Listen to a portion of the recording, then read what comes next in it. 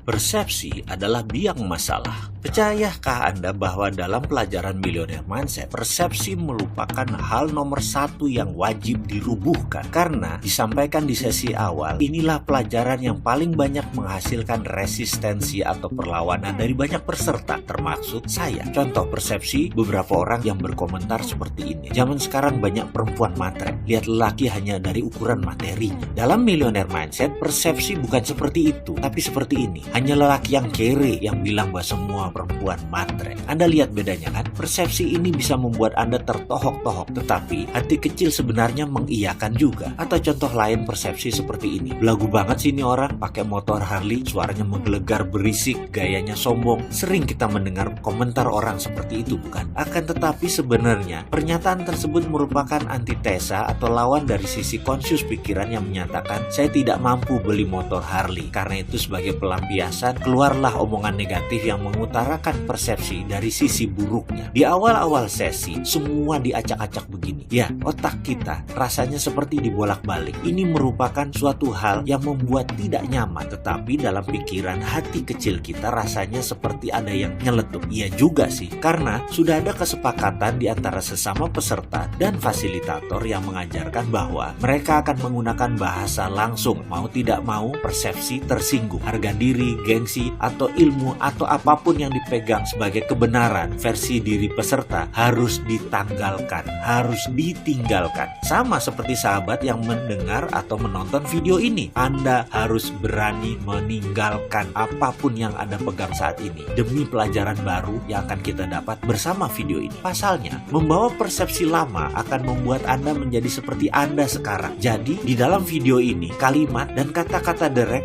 akan menjadi senjata percepatan pembelajaran. Contohnya ketika saya dijadikan subjek tanya jawab, Mr. Mardigu, what do you think about Bentley or Rolls Royce? Quick answer, no thinking please. Saya jawab, mobil mewah, mobil mahal, mobil orang kaya, mobil buat pamer. Good, that's a snap answer, very straightforward, and it shows that you are having a poverty conscious, katanya. Dia mengatakan bahwa saya memiliki kesadaran miskin, poverty conscious. Iya, dia bilang itu membuktikan bahwa saya memiliki kesadaran miskin. Sekali lagi, kemudian dia melanjutkan, kamu berjarak dengan kekayaan, karena itu kamu kerja sekuat tenaga, tapi pola pikir kamu miskin akan membawa kembali kamu ke dunia miskin. Saya terkejut dengan penjabarannya, tapi karena sejak awal sudah disepakati untuk tidak boleh tersinggung dan harus siap jika persepsi kita dirubuhkan, kata-kata tersebut pun rasanya nancep langsung ke akar pikiran bawah sadar saya. Bruce, how about you? Si fasilitator Geoff bertanya kepada peserta dari Filipina yang botak, skinhead. Dijawab cepat oleh Bruce, that's my car. Kontan seisi kelas tergelak. That's what you call prosperity conscious. Tukas si Geoff. Ya, Geoff langsung berkata bahwa itu adalah kesadaran kemakmuran. Kalimat itu membawa saya melamun. Teringat kembali suatu masa ketika saya sedang berdialog dengan Ketut Mas Agung, anak ketiga dari keluarga Mas Agung, pendiri toko Gunung Agung, toko Wali Songo, pemilik Pullman Hotel, gedung Wisma Nusantara, dan banyak hotel lagi. Saya mengenal Ketut Mas Agung lebih dari 25 tahun. Bahkan sampai saat ini kami masih seminggu sekali bertemu dan masuk dalam WA group bersama. Suatu hari saya bertanya kepada sahabat saya ini, bro, bagaimana asal muasal keluarga Mas Agung membangun bisnis yang berkelimpahan hingga makmur seperti sekarang? Awalnya apa yang almarhum Bapak Mas Agung lakukan? Singkat cerita, beliau mengisahkan bagaimana bapaknya dulu sebagai pegawai bagian sales yang gigih. Setiap hari berjualan buku, namun di hati kecilnya ia selalu berkata bahwa bekerja seperti itu artinya membangun kerajaan orang lain, dan ini ada batasnya. Pemikiran itu pun memenuhi isi kepalanya setiap saat. Dia ingin membuka usahanya sendiri, membangun kerajaannya sendiri. Kemudian ada satu rumah di Jalan Kuitang nomor 10 yang setiap hari selalu ia lewati. Dia selalu menghayal andai dia bisa memiliki rumah itu, kemudian menjadikan tempat untuk memulai usahanya. Rumah itu dimiliki sepasang suami istri warga negara Belanda, dan suatu hari mereka sekeluarga harus meninggalkan Indonesia karena sejak perjanjian Linggarjati ditandatangani, Belanda harus angkat kaki dari Indonesia. Akhirnya keluarga pemilik rumah di Jalan Kuitang pun memasang iklan di koran dengan harga yang sangat murah. Akan tetapi tidak ada peminat. Kemudian mereka memasang informasi di depan rumah dengan harga yang lebih murah lagi. Juga tidak ada yang peminat. Sampai suatu hari sang istri berkata kepada suaminya, "Sayang sekali kita meninggalkan aset di negeri orang seperti ini. Bagaimana kalau kita tawarkan kepada orang yang lewat? Saya perhatikan ada seorang anak muda berwajah oriental setiap hari lewat. Dan dari raut mukanya sepertinya dia orang yang berdedikasi, rajin kerja, pandai. Siapa tahu dia berminat, Pak." Anak muda yang dimaksud istrinya tak lain adalah Mas Agung. Maka suatu hari ketika Mas Agung lewat, dipanggil dia dan ditawarkan rumah tersebut. Tentu saja tawaran tersebut disambut antusias oleh Mas Agung. Sayangnya, begitu disebut harga, Mas Agung tidak sanggup. Padahal harga tersebut super murah dibanding penawaran via koran, bahkan harga yang ditempel di depan rumah tersebut. Tapi apa mau dikata, uang Bapak Mas Agung belum terkumpul sampai sebegitu. Akhirnya sang suami menawarkan solusi agar Mas Agung mencicil selama 5 tahun. Mas Agung pun menyetujui. Dia berusaha keras bekerja, menyicil kewajibannya yang dikirim langsung ke Belanda. Dan benar, 5 tahun kemudian dia lunasi rumah tersebut. Sahabat saya, Ketut Mas Agung menyimpulkan, begini Mardigu, misalnya dulu bapak saya tidak pernah menyatakan berkali-kali bahwa dia akan punya bisnis sendiri. Misalnya dulu bapak tidak pernah membatin setiap lewat rumah tersebut bahwa dia ingin memulai bisnis dari sana. Ini rumah saya. Misalnya dulu dia tidak mengulang-ulang mantra dalam dirinya, ini rumah saya, ini kantor saya, ini kerajaan bisnis saya mulai dari sini. Pasti rumah itu dibeli orang lain, bukan ditawarkan kepada dia. Ketika dia berkata tidak mampu, pasti sepemilik rumah akan mencari pembeli yang mampu, bukan menawarkan solusi menyicil kepada dia. Ya, intinya adalah percaya sebelum terjadi, pasti akan terjadi. Dan hal ini rupanya diwariskan kepada ketiga anak-anak. Pada saat sesi tanya jawab dengan Geoff tentang persepsi prosperity conscious versus poverty conscious atau kesadaran kemakmuran melawan kesadaran miskin, saya pun nyambung dan saya memperoleh aha experience atau pengalaman yang membuat dalam hati saya berkomentar, aha, saya ngerti sekarang bahwa prosperity conscious itu harus ditanamkan jauh-jauh hari dan semuanya pasti terjadi. Melihat ke dalam diri.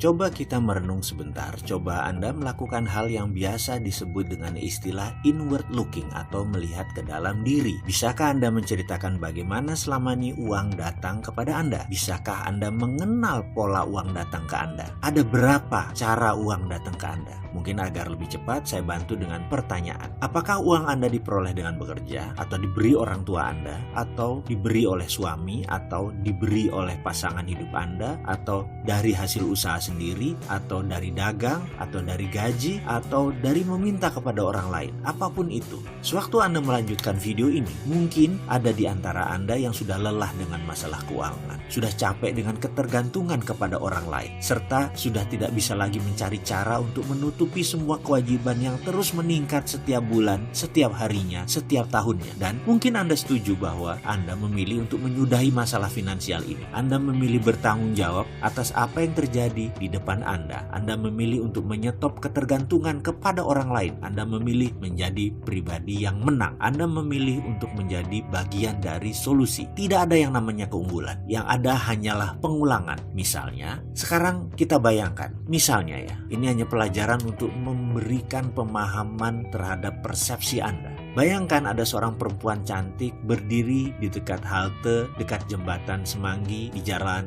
Jenderal Sudirman. Waktu menunjukkan pukul 12 tengah malam. Perempuan cantik dengan tinggi semampai berkulit putih tersebut berpakaian rapi, sesekali melihat jam di tangan kanannya. Ada beberapa orang berdiri bersamanya, tapi perempuan yang satu ini menarik perhatian karena kecantikannya. Kalau dilihat sekilas, usianya tak lebih 25 tahun. Make up-nya tipis, kecantikan alaminya terpancar. Anggaplah Anda sedang mengendarai mobil dan Anda berjalan perlahan di depan halte tersebut. Kira-kira apa yang terbesit pertama kali dalam pikiran Anda tentang perempuan cantik berdiri di sisi kiri jalan yang disoroti jelas oleh lampu merkuri dekat halte tersebut? Mungkin ada yang menebak, ini pasti cewek nakal sedang menjajakan diri. Atau ada juga yang menyatakan begini, mungkin perempuan ini baru pulang kerja shift malam dari hotel di Bilangan sekitar situ. Pokoknya macam-macam, pasti ada yang positif, ada yang negatif. Keduanya bergantung kepada template kepala kita masing-masing. Lantas, bagaimana template di kepala seorang tercipta. Mengapa manusia satu dan lainnya berbeda? Karena perbedaan itulah output atau hasilnya berbeda-beda juga. Ada manusia yang sukses, ada yang biasa saja, ada yang gagal, dan ada lagi beragam hasil lainnya. Template jalannya pikiran atau mind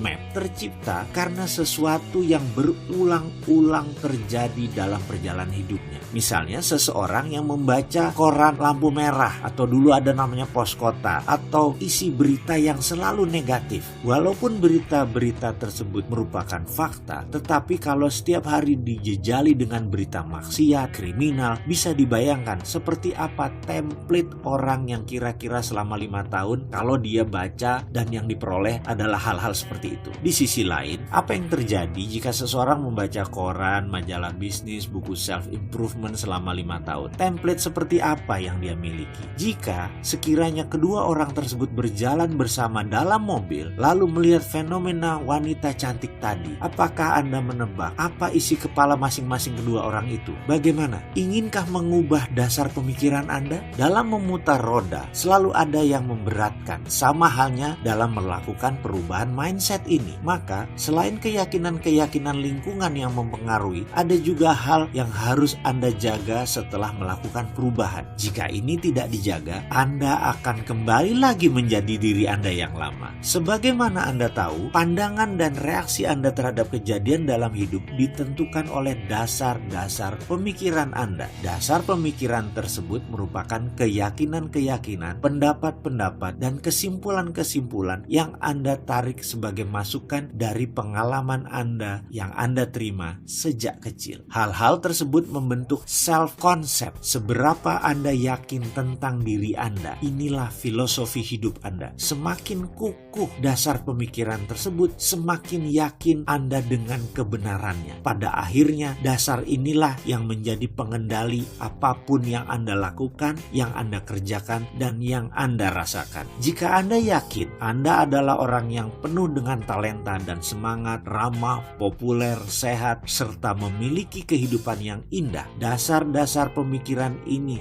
yang akan membawa Anda kepada penetapan sasaran hidup. Jika Anda belum memiliki template dasar tersebut, lakukan perubahan dan pasang template dasar tersebut dalam diri Anda. Lakukan seperti yang pernah dan terus saya lakukan. Ingat, yang penting bukan apa yang terjadi kepada Anda di dalam kehidupan ini, tetapi bagaimana reaksi Anda. Juga bukan dari mana asal Anda, tapi kemana tujuan Anda dan bagaimana Anda mencapainya. Sesungguhnya tujuan Anda hanya dibatasi oleh keilmuan dan imajinasi Anda. Padahal sebenarnya imajinasi itu tak terbatas. Jadi tujuan Anda sesungguhnya menjadi tak terbatas pula. Inilah dasar pemikiran dan keyakinan yang Anda perlukan untuk menunjang potensi sukses Anda.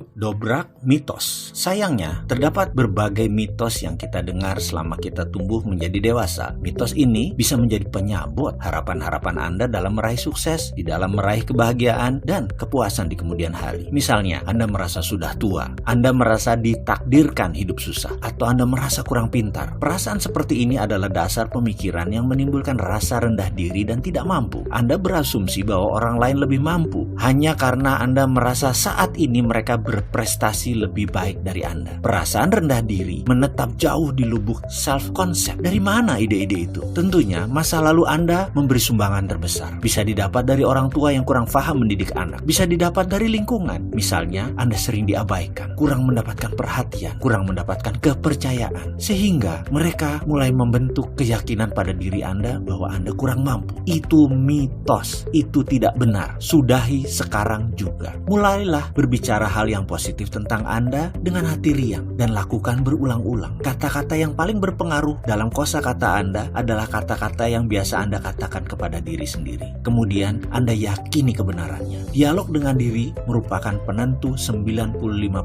emosi Anda. Ingat, ketika Anda berbicara dengan diri sendiri, otak Anda menerima kata-kata itu sebagai perintah. Your wish is a command. Pikiran tersebut menyebar ke seluruh tubuh, kemudian menyesuaikan dengan perilaku. berlaku. Citra diri Anda dan tindakan Anda sesuai dengan kata-kata Anda. Oleh karena itu, mulai sekarang berbicaralah dengan diri sendiri dan gunakan kata-kata yang sebenarnya Anda ingin terjadi kepada diri Anda. Dengan bahasa lain, hindari mengatakan apapun dalam diri Anda tentang sesuatu yang Anda tidak harapkan terjadi pada diri Anda. Ucapkan hanya kata-kata yang memberi pengaruh positif dalam diri Anda. Ingat, bahkan celetukan tentang hal di luar diri Anda bisa kembali ke Anda juga. Jadi, segala celetukan, komentar, opini, pendapat, serta kata-kata dalam diskusi, dalam dialog, pilihlah hanya yang membuat Anda menjadi lebih baik atau orang sekeliling Anda menjadi lebih baik. Begitupun ketika mengeluh, curhat, dan sharing, hanya ucapkan kata-kata yang baik-baik saja. Kata-kata, saya bisa, ini mudah, ini menyenangkan, saya yang terbaik, ini milik saya. Kata-kata seperti itu merupakan program untuk dasar membentuk self-concept Anda. Lakukan mulai sekarang.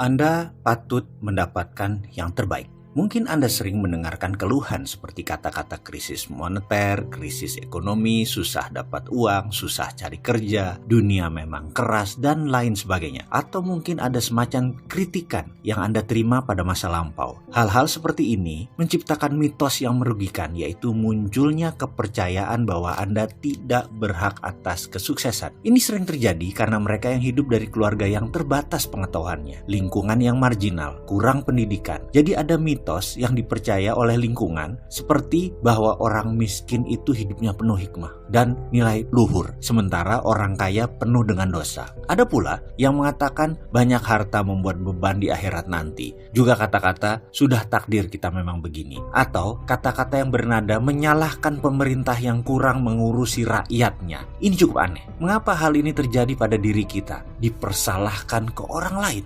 Seseorang yang memiliki kesadaran self-concept kemakmuran yang tinggi menunjuk keluar hanya yang positif, kemudian menunjuk ke dalam lebih positif lagi. Misalnya, dalam kehidupan Anda dibesarkan dengan keadaan negatif dan hanya ingat hal yang negatif, tetapi ternyata Anda berhasil mengatasi masalah tersebut. Pikiran Anda harus tetap positif, dan yang lebih penting lagi, perasaan Anda pun harus tetap happy dan positif. Anda pasti sukses. Saran saya, Anda tetap harus menata template dasar-dasar nilai yang telah terbentuk dalam diri kita, seperti sindiran, kritikan, atau kesinisan yang pernah Anda alami. Hilangkan dengan menata di lapisan terbawah. Benar, Anda bisa menutup dengan citra dan pelajaran di awal, dan sebaiknya Anda melakukan secara terus-menerus agar tidak muncul ke permukaan hal-hal yang negatif tersebut. Jika Anda sempat menyimak catatan perjalanan kehidupan masa lalu saya lelah hidup tersandung-sandung. Saya jalannya terantuk-antuk. Di sanalah saya mulai melakukan perenungan sekali lagi. Saya mendefinisi ulang pikiran saya. Saya mengulangi kata-kata positif lagi terhadap diri maupun keluar diri. Terus-menerus hingga sekarang. Dan semoga saja terus begitu di masa yang akan datang. Kini, saya ubah nilai-nilai lama saya. Saya ingin mengerjakan hal-hal yang saya cintai bersama orang yang saya cintai, mendapat ridho ilahi, dan hasilnya tak terhingga.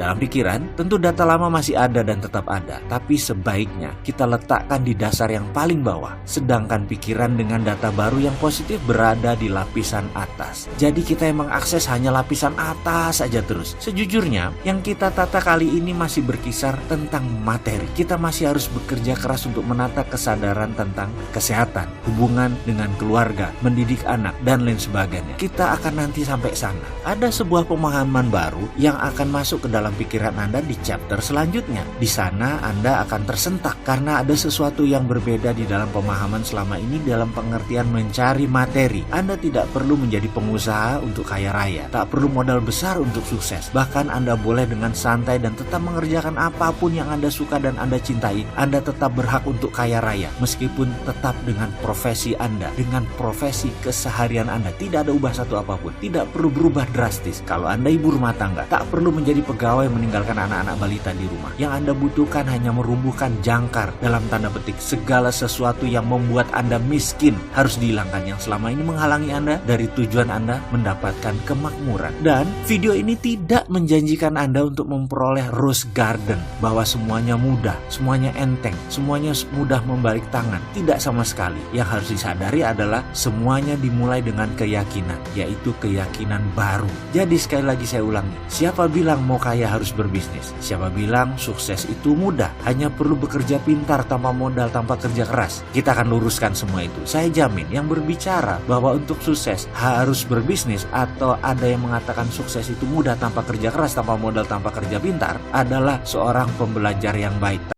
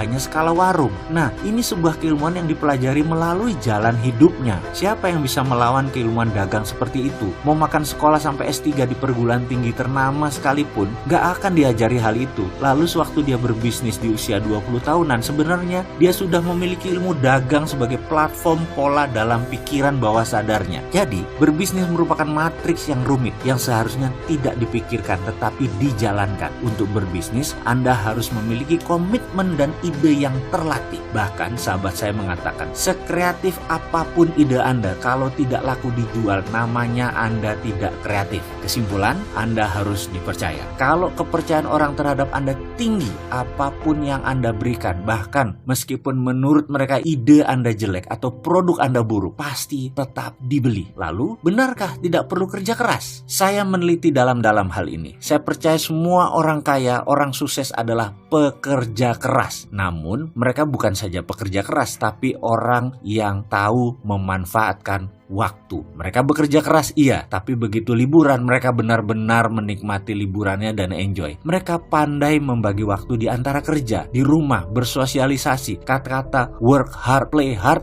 bukan sekedar jargon. Mereka melakukan secara harafiah. Perilaku kerja yang pintar, membagi waktu, itulah sesungguhnya yang disebut kerja pintar. Mereka diinfokan hanya main golf atau selalu datang siang ke kantor. Sudah ada sistem yang mereka kerjakan karena sudah ada direktur yang mengerjakan. Itu merupakan produk tahunan kerja keras mereka. Ibaratnya orang menanam mangga selama 4 tahun panen, terus menghasilkan selama 25 tahun. Kalau dilihat 10 tahun, ya kelihatannya seperti orang yang santai. Namun kalau Anda melihat 4 tahun pertama hidupnya, mungkin Anda akan berkata beda. Mungkin Anda memandangnya sebagai seorang workaholic atau penggila kerja. Satu hal lagi, apakah untuk kaya atau sukses harus berbisnis? Nah, untuk hal ini saya sedikit berlawanan dengan banyak orang. Saya percaya untuk kaya atau sukses, Anda tidak perlu berbisnis. Dengan kalimat lain, untuk kaya ada ribuan cara. Berbisnis atau berwirausaha hanyalah salah satunya saja. Mau Anda berlatar belakang office boy, pedagang kaki lima, pensiunan olahragawan, TNI, guru, tukang las, ibu rumah tangga, tukang parkir sekalipun. Sukses atau kaya adalah masalah perilaku atau attitude. Kaya atau sukses adalah produk sampingan dari sebuah perilaku kaya. Menabung, contoh perilaku orang sukses. Berinvestasi adalah perilaku orang sukses. Dipercaya adalah perilaku orang sukses. Dan banyak lagi perilaku pribadi sukses ini bukan hak prerogatif pebisnis. Itu hak prerogatif orang sukses. Anda menjadi good follower juga termasuk perilaku pribadi sukses. Anda seorang good listener juga termasuk pribadi sukses. Anda seorang pegawai atau seorang putus sekolah, Anda perlu memiliki kepribadian seperti itu untuk bisa sukses, yaitu good follower, good listener. Anda tidak perlu repot-repot membangun perusahaan blue chip. Anda bisa mempelajari dengan seksama di bursa, di equity crowdfunding, di Santara. Anda bisa lakukan itu. Lalu belilah dalam jangka panjang. Otomatis Anda sudah merupakan shareholder perusahaan tersebut. Walaupun minoritas, namun tetap saja Anda termasuk pemilik sebagian saham perusahaan tersebut. Misalnya, Anda tahu di masa sekarang bisnis retail akan naik. Melihat net income per kapita di Indonesia sudah 3.800 US dollar. Jadi, belilah saham Unilever. Lalu simpan selama 5 tahun. Dijamin kenaikannya pasti. Itulah berinvestasi. Bahkan ada yang unik nih, sahabat-sahabat istri saya dan kelompoknya memiliki kebiasaan aneh. Setidaknya menurut saya, setiap bulan mereka arisan. Ya namanya juga ibu-ibu, tapi ada yang aneh di kelompok ini. Setiap arisan isinya adalah perdebatan data dan informasi saham apa yang mereka akan beli bulan ini. Lalu siapa pemenangnya akan ambil uang tersebut di tahun depan. Misalnya masing-masing store 1 juta rupiah. Ada 12 peserta. Jadi setiap bulan ada saham yang dibeli senilai 12 juta yang akan dicairkan 1 tahun setelah diinvestasi. Misalnya dari hari kocokan tersebut, Ibu A mendapatkan pemenang arisan bulan itu. Kemudian dibelikan saham kelapa sawit Astra Argo Lestari. Lalu bulan depan 12 juta diinvestasikan ke saham Trada Marine Cargo. Itu diputuskan setelah mereka berdua-belas berdebat dan berdiskusi. Kalau dengar ceritanya seru juga nih. Saya yang dulu-dulu merasa arisan itu hal yang berbau sosialite dan hanya perilaku sosial semata, jadi melihat arisan dari sisi menarik sekarang. Jadi ke depan sukses dan kaya, sekali lagi bukan untuk mereka yang bekerja saja, alias siapa saja punya profesi apapun bisa sukses selama tahu dan berpikir sukses. Selamat melanjutkan video selanjutnya.